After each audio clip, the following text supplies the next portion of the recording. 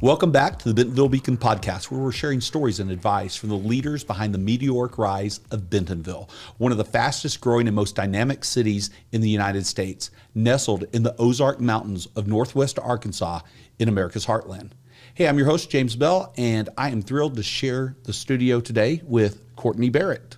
Kourtney has some neat history. She co-founded Women of OZ NWA, the largest women's biking organization in the country, which is building community and breaking down barriers for women riders. She also founded Junk Brands, a super successful Bentonville-based consumer headwear brand with patented headwear innovations and licenses to many of the sporting brands that we all know and love, including the NBA, NCAA, Realtree, Reebok, CrossFit. That's pretty impressive. And today, Kourtney serves as Director of Workplace Mobility at Walmart. Kourtney, welcome to the show. Thank you for having me, James. Glad to have you here. Well, let's get moving. Kourtney, what would you like the Bentonville Beacon audience to know about you? Well, I'm a curious by nature person. I'm a very fun, motivated by fun individual, and I'm likely to say yes. Excellent. Well, will you talk about your role at Walmart and what led you to take that? Yes, what a unique opportunity. The role at Walmart, I met who hired me, Cindy Marsiglo, at a chamber event in 2020, the Bentonville Beacon Brew. Actually, we were both speakers at that event, and she was sharing about this new home office that was going to be built in Bentonville. And it was really the first time I heard about this mammoth project and really felt like a little out of the loop, wanted to know more, was excited about the connecting to nature, it's a big deal after 60 years of Walmart being here for them to build a new campus. So really wanted to know more. So naturally was curious, but as importantly, I felt like I kind of connected with Cindy and hit it off and was just interested in getting to learn more. Fast forward to 2021, the end of 2021, and the campus is under construction. I come back from a sailing event with my family. We spent a semester at sea in 2021, making the most out of the COVID time, and decided I would like to get involved, maximizing skills, maybe less volunteering in life and doing a little more transformative work in the community. Reached out to Cindy. She had this opportunity open, and it was really the perfect aligning of needing an entrepreneur to come in and build something from the ground up, a community connector. I had served in the chamber for many years, and then a skill set being drawn to active mobility, the active lifestyle, and really brand development, building a culture that people want to be a part of. So there was an opportunity that has got to just be very rare in a big corporate setting that landed at the perfect time where I was looking for something to do for the next few years and help do something transformative in the community, and just said yes. And here we are. That's fantastic. Well, I see we're doing at the chamber what we're supposed to do. Glad to hear y'all met at Bike and Brew. What a cool event to meet at. You said mammoth a moment ago to describe the project, the new headquarters, and it is mammoth, 350 acres. And I'd love to gush for a moment about what you are doing. I made myself a few notes, so bear with me. Some of the thoughtful components of Walmart's new campus that struck me are the use of mass timber construction, and the majority of which was sourced and grown or manufactured within 400 miles of Bentonville. Very responsible. Native and drought tolerant plants, which we're starting to see go in, that really minimizes the need for watering, but 10 plus acres of lakes so that you can reuse rainwater and use it for irrigation and then to create wildlife habitat. I think that's real neat. And then the last one I'll really hit on is, go back to the beginning of the project, demolition, recycling, or diverting material from landfills. In fact, by weight, 95% of the material. And so we're talking about 325,000 tons of concrete, asphalt, steel, other metals, plastic, and paper. And the buildings, they're impressive enough, but they're set in this beautiful park-like setting where, again, every aspect is seems fully thought out. And in my mind, this is on the scale of anything you would find in Silicon Valley, in at major tech companies, many of which campuses I have visited. Seriously, you know, I think you can put a period on that statement when I say it's as good as or surpasses many of those campuses. And I'll add one more part and call it the hashtag because Bentonville Park, the Razorback Greenway, which runs about 35 miles from Fayetteville to Bella Vista, just north of us, runs right through the middle of campus, which I think is real neat. And then you've got bike tunnels and a mountain biking trail even on campus. So I can't wait to check it all out. Okay, it's time for me to zip my lips and to turn to you, Kourtney, for some answers. Let's talk about how Walmart is designing different mobility options into campus. What are you doing, and how are you planning on getting people to, from, and around campus? First of all, we should mention that the work began far before I came. There's a group of all-stars, subject matter experts, best of breed, if you will, that have put this together and designed and put the foundation in. So I get to come in and do additional fun stuff, but certainly my work is made easier by the work that came before me. You know, from an entrepreneurial standpoint, the best way I know to build something is to first hear from your customer. And my customers are the associates. So we have had a number of information gathering events, bike demos. You can do these in a very fun way, putting bikes and different modalities in front of associates and having them come and naturally be curious.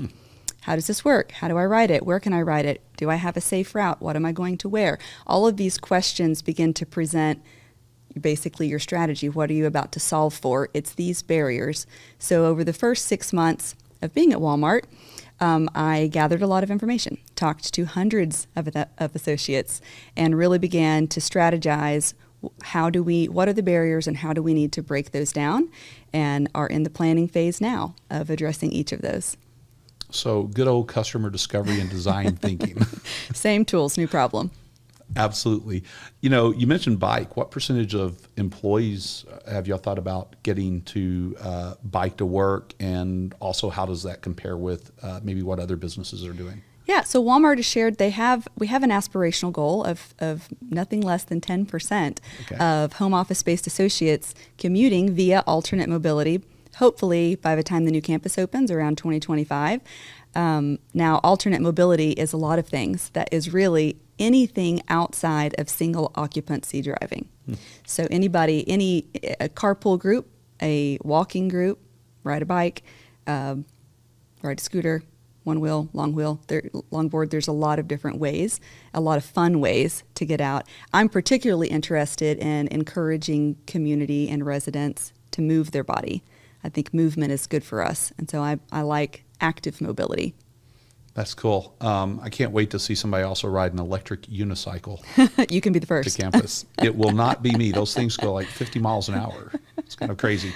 We had a guy on the show talking about electric unicycles. That's a real thing. It's pretty cool. How are many of the organizations around Bentonville helping you work through this mission of getting folks to bike? This has been a really fun part of this work, is being very collaborative. There are several truly bike advocacy groups here, like People for Bikes, the Trailblazers, the City of Bentonville. There are a number of stakeholders that are in and outside of Walmart that are pulling in this same direction. And there's a lot of different areas of interest, right? You've got Bentonville wanting to be healthy. You've got a recruitable place to work. You've got people, when they connect to nature, are most of the time quite much happier. Something happens also when you decongest the roadways. Yes. Right? When there's less automobiles, people seem to breathe a little easier, a little less stress. So working together with the city, with Trailblazers, with the different organizations, People for Bikes, and then some that are even outside of the area, have been quick access to research, best practices, benchmarking against what other campuses are doing, and latest trends. So it's been very helpful. It's been very collaborative, and I like to consider myself also a liaison, coming from active lifestyle brand building and community collaborating work.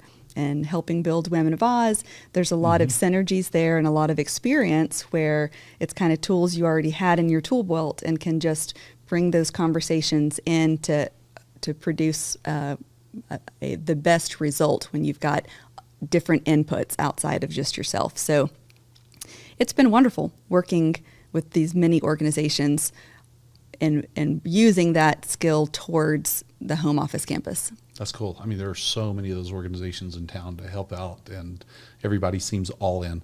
Have y'all thought about any sort of shared mobility options? And if so, could you talk about how that sort of option really changes the lives of employees, but perhaps even of members of the community as well? Yeah, it's interesting.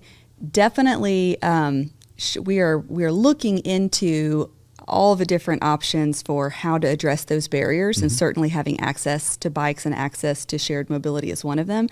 But it's interesting, like, mobility is having a moment.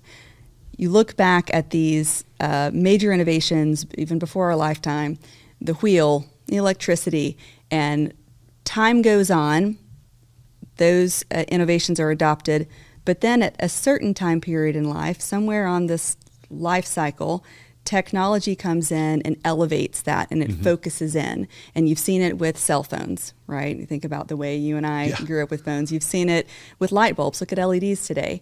Well, mobility is having one of those moments now, both upward, electrifying bicycles, and you're looking at the one wheels and just adding the Bluetooth technology and GPS, and it's very exciting that the way technology is being integrated in to elevate our experience, to help us live more fulfilling lives, really more efficient, fun. All these tech toys are pretty fun, right? It engages our senses in a way that makes us awestruck, and it's exciting. So certainly one of the aspects on the new campus will be to implement technology with mobility in a way that makes most sense for the associates at Walmart. That's cool. And you mentioned that word fun again. I'm starting to believe you. Will you talk about how you're, you mentioned good old customer discovery and showing people options, but let's fast forward to when you get to that point and you want people to start actually doing this. Have you thought about how you're going to ease folks that maybe haven't been on a bike in a while into riding, if you can? And, what are y'all doing to help them be safe and comfortable and hop back on a bike if it's been 30 years? Yeah, that's a great question. There are many in this town that are working towards that goal. So that work is unified with others. We've got the city is focusing on helping us have safe routes, the on-street infrastructure, 8th Street and 3rd Street, having those bike lanes. The Trailblazers have the active transportation map. There's, again, many pulling in that direction of safe routes. That's very important. I think when it comes to associates and residents that haven't been on a bike in a while, it's really you have to have a fun experience. It needs to be a good experience, and safety is paramount. You have to feel safe to want to do it. But there's also that connection to nature that you just don't get when you're in an automobile. And sometimes you have to try a bicycle or try taking a walk in order to experience that zeal and fun again. So really, it's just encouraging. It's simple, James. Just encouraging people to do it, creating a opportunity for them to have a group ride or business on a bike conversation. And this can be a slow roll, right? Simply taking the greenway, no cars on the greenway, can have a conversation, but introducing it to someone in a way that is basically, you're going to guarantee that it's going to be a good time. And the bike shows up, or the modality shows up and does what it does. It's really just getting that human behavior to change from not being open to being open to it. And having it accessibility is one way to do that. And then providing the programming here is a way to do it. Excellent. Let's come back to campus design for a moment. Clearly, Walmart's campus is being designed to get people out and about and collaborating and meeting to create, I'd say, a real community. How does it feel to work for a company that that genuinely cares about its employees' sort of physical and mental and just workplace health and state of mind? To pull an entrepreneur out of building their own things, you have to have a pretty good opportunity, right? It has to be something that really aligns with your interests and where you're heading in life. To answer that question, I think I should go back to a life planning series that Bo and I did, my husband Bo, and I did in 2019, I think it was, out in Boulder, Colorado. We did a 3-day intensive life plan, and you really sit and think about, and you're prompted by questions. What do you want to do with your life? What's the plan? What do you want to do next? What skills have you developed? What are the patterns of your life show? And through that, of course, I didn't leave that meeting necessarily saying, I'm looking for a job with Walmart. But the characteristics of that job is what I'm doing today. That it feels I'm exuberant on what I'm doing every day. I wake up and I'm super excited to do this transformative work in my community that is good for me to live an active lifestyle and to encourage others. It's good for my community to hop on different modalities and go about their day, do business on bikes, do bike to work. And it's good for the world at large. So what's not to love? This is exciting. It's Walmart again has been around for 60 years.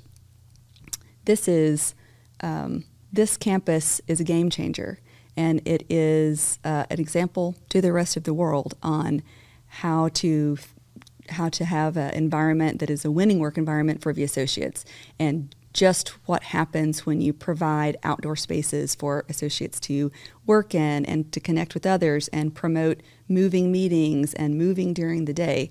I feel extremely fortunate to be a part of this development at this stage and at this time in my life. That's great. It is a real game changer. And I feel like all throughout our lives, we have these different inflection points that happen. My most recent one was a couple of years ago, which brought me and my family here. And I'm thrilled for you that you get the opportunity to live yours out and do this role. I mean, you are the perfect person in the community to do it. Let's shift gears. Let's talk about the community. Let's talk about Bentonville. How long have you been here? 1990. I moved here from North Little Rock 32 years ago. Wow. Awesome.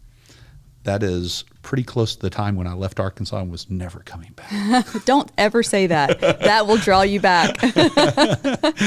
Exactly. I had no idea how the state was going to change, and in particular, how Northwest Arkansas was going to change into this unbelievable place. None of us did.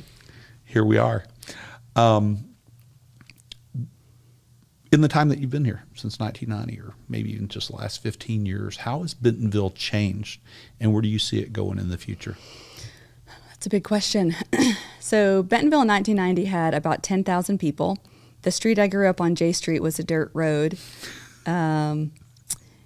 You pretty well couldn't get away with anything because everybody knew who you were and you knew who they were. So you had to go to Fayetteville. You had to go to Fayetteville if you wanted to eat outside of the one restaurant in downtown. Or fast forward a few years, if you wanted to have a drink with dinner, you needed to head to Fayetteville. So there's been a lot of change. I would say growing up, looking back, it seems like Bentonville had great schools. It had great jobs, but it didn't have a lot of culture pulling this way. And I would say that's been the seemingly a very large change, is bringing in arts and music, of course, restaurants, and diversifying the talent here, being a very recruitable area for startups, for economic development, and then a focus honing in on the state being known for mobility, both moving people and things, the future, the present. We've got a history there that maybe we didn't always think about. And then, of course, outdoor recreation. We are the natural state. Naturally, there's a lot of space and a lot of investment and amenities that are pretty easy to use because of the connectivity of the town. So it has changed a lot, and I don't think we're done yet. Well, you just led me right into my next question. If you were to write a book on Bentonville, would we be in the Ford? Is it chapter 1? Where are we? Oh, that's a good question. I I would say the forward has been written. I feel like we're in the main story. Okay. I feel like the foundation has been set. We are looking in the mirror. We know who we are. We are outdoor recreation. We are advanced mobility. We are Walmart plus other organizations. We are the best place in the USA to live, to start a business, to raise a family. But what we're going to launch out of here is TBD, right? Old Bentonville produced some really great things, the largest retailer in the world. But the new Bentonville has the greenhouse to produce many of the best things of the future. So I think the story is unwritten, and I'm so excited to be in this, what Malcolm Gladwell would call an outlier opportunity. That is Bentonville today. Excellent. I feel exactly the same way. It's what led us here. We looked at a number of different cities across the country, and Northwest Arkansas really stood out. And then when I really learned what was happening in Bentonville, we went from, we're definitely going to Northwest Arkansas, to we have to be there. We have to be there right now, and I have to do this thing and be my small part of this thing and see what comes out of it. And it's been nothing but an incredible ride so far. And just watching the city grow in the last 2 years has been amazing. I'm glad you made that decision. Me too. Let's play a game of 10 quick favorites. Okay. I won't limit you to one on this, so 3 restaurants. Locally, Barclita. You know, I do love Ozark Mountain Bagels. Oh, my gosh. Oh, and then the Conifer. Oh, nice. I haven't been there yet. This will be my 4th time this evening. Give it a try. Goodness. It's wonderful. You have jumped right into the Conifer. It has not been open long. That's great. I'm looking forward to checking it out. I haven't done that yet. Your favorite trails. And no limits here. I know that's like asking about your favorite sibling or parent. You know, I love to go over to Kohler. Esther's and Family Flow are so fun. There's so many new ones that I actually don't even know the names of, but there's something also about retracing a trail that you know, and you can ride faster and you can try elements in a new way. There's a comfort there. So I'm going to say the Kohler trails. Very nice. Your favorite place to get away in the Ozark Mountains? Now, James, I don't get away in the Ozarks. I get away on a sailboat in the Caribbean. Yes. Excellent. Well, then hopefully this next one still works. Your favorite drive during peak foliage here? Well, you know, just heading to Fort Smith is actually gorgeous. Oh, gosh, yes. We drive to Crested Butte every once in a while. That would be a short road trip. You know, one of the companies we launched was we would go across the country every year. So making that trek out to Montana is always fabulous, but you need to have a few days if you're going to do that. So I would just, for simplicity, we'll say the ride to Fort Smith. Very nice. That's a beautiful ride. Your favorite Bentonville public art? Ooh. There's so many. Oh, you know, I love all the neon signs. I think that is a really cool element. It's very clean, bright. I love the arrow over at Peddler's Pub and the signage around town. Yeah, I love how it always seems like there's a new one somewhere, or maybe I just haven't noticed Element it before. of mystery. Yeah, there probably needs to. Maybe we need to have a chamber scavenger hunt, like see, I'm going to have to pitch fun. that one for Count next me in. year. Your favorite, because it's Bentonville, your favorite rideable public art, or as one of our guests said one time, it was Rich Drew. One thing he's discovered about Bentonville is if you put a piece of public art somewhere, someone's going to figure out how to gap it. Yeah, exactly. That's funny. You know, I love to go through the North Forest Trail over at Crystal Bridges. There are always some engaging, exciting artwork that's ever changing over there. Yeah, it's a good one. Just a few more. Your favorite museum other than Crystal Bridges? Okay, this is going to have to be my personal hallway at home, because the artwork for my children is the most meaningful, the most precious, the most of value. So, and it's ever changing. Very nice. Your favorite place to watch an Ozark sunset? Orchards Park, soccer games, 7:30 this time of year. Very nice. And 2 more. Your favorite place to just chill and take it all in Bentonville, not in the Caribbean? My front porch with a cocktail I've made. Very nice. And last one, your favorite aspect of Walmart's new campus? Oh, the connection to nature. There, 350 acres, trees, paths, trails, like how it's going to add to your entire day. Wonderful. So I guess it would be a real miss if I didn't ask you about this. We're the mountain biking capital of the world.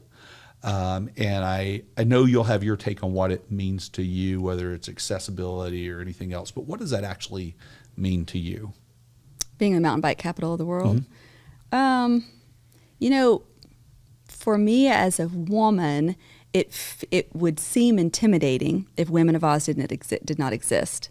So I feel very proud that mountain biking in Bentonville is for everyone, that it's very accessible.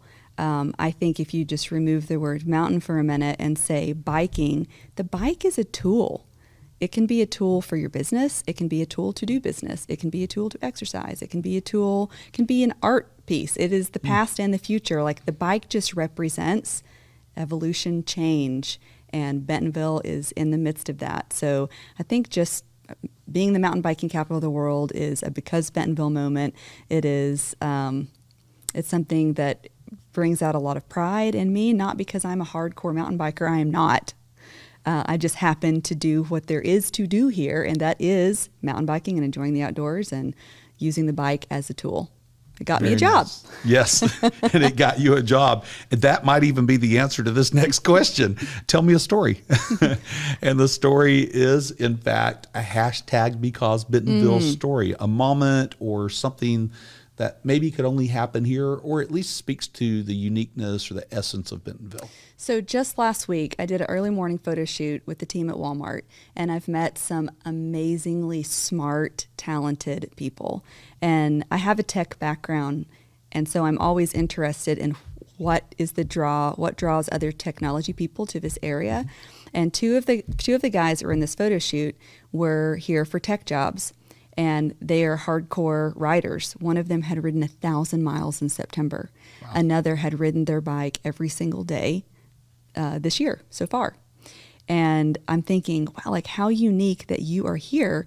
What drove you here? What are you doing at Walmart that drove you here? And they said, we are here because Bentonville offers the outdoor recreation. And they happen to get a job at the world's largest retailer that is doing a lot of neat things in technology, but their skills are marketable anywhere. They could go anywhere, and they chose Bentonville because of outdoor recreation. Well, that's a good because Bentonville story. If you're listening out there and you're in the tech community, and especially if you love getting outdoors and trying new experiences, this is a great place to be. And by the way, across the region, we have more than 2,000 open tech jobs right now, including some at Walmart. So come check it out. So let's start bringing this ride to a close. If a listener wants to learn more about Walmart's new campus or what you're doing in mobility, how do they find out? Where do they go? corporate.walmart.com. Excellent answer. Love it. And finally, two more questions. What should I have asked you that I did not ask? What I'm going to do after this is over. What I'm going to do after Walmart campus opens, James. What are you going to do? You didn't ask. Well, that's another broadcast. TBD. Okay. And last question. And, you could tell us in this answer or make us wait to hear the rest of the story. But if you were going to write Kourtney Barrett's autobiography, what would it be called and why? It would be called Hedging Regrets, because that is absolutely how I live. I try to be intentional about the quality and quantity of time spent in different buckets so that I hedge regrets. I don't like to look back. That's awesome. You should actually write that book. Hey, the story's not written. I have a lot of life left. Yeah. Wait till later to write it. It also could be a great name for a band. Yeah. Kourtney, thank you so much for spending time with me and with our Bentonville Beacon audience. And thank you for the work you're doing to, help Walmart associates live their best lives and help the company sort of make this transformation or this transition. And also thank you for what you've done for our community, whether it's through Women of OZ, through your founding and amazing success with Junk Brands, and even how you are transforming the community along with the things that you're doing at Walmart at the same time. It is my true pleasure. Thanks for having me. Awesome. Well, thank you also to our Bentonville Beacon audience. Without you, this show would not be possible. Do me 2 quick favors. Number one, if you're enjoying this show, go ahead and send it in a text or an email or put it out on social media to make sure that your friends and colleagues know about it. The second one is, of course, come back to learn more about Bentonville and its leaders and businesses and Northwest Arkansas, this place where you can have more of what you want and less of what you don't. And as always, check out BentonvilleEconomicDevelopment.com to learn more and to see all of our episodes.